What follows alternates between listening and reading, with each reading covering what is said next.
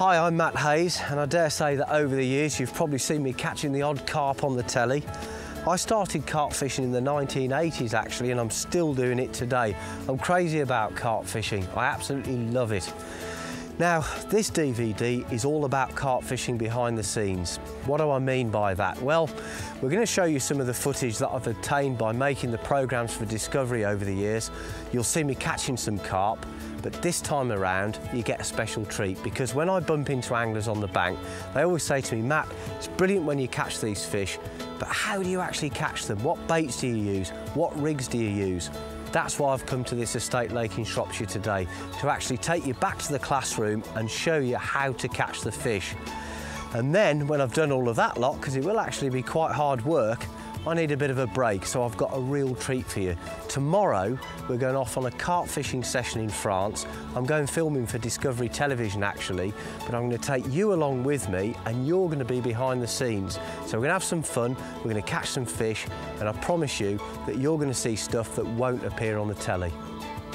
Well, this is a really beautiful lake, isn't it? And you know, just sitting here looking at the water, it makes me wish I'd got more time to spend actually fishing it, but unfortunately I haven't. We've got to get on with the instructional stuff in a moment. But were I to be fishing a session on here, I'd actually spend quite a lot of time looking at the water.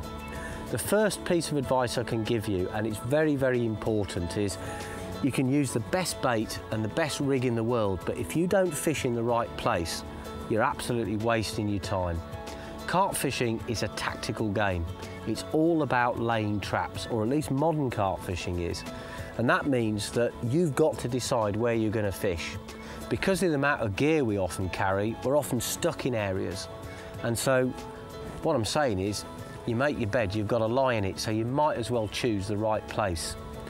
Now on a lake like this, any lake, you'll find that it has individual characteristics, and you need to get in the mood of that lake. So before you start fishing, spend a lot of time looking around. Look for signs of fish.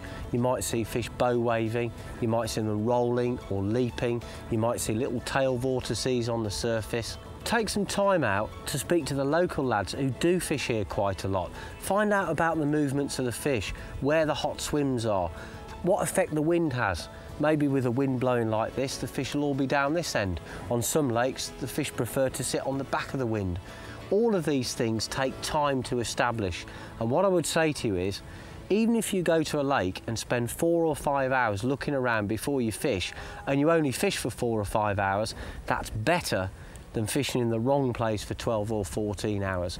Because if you can locate the fish, and the best way to locate them is to actually see them, then you're going to catch them.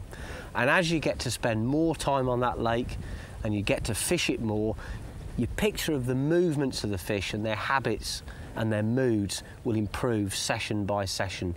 And eventually you'll be able to come down to a place like this and not quite catch fish to order, but you'll catch fish more often than you blank.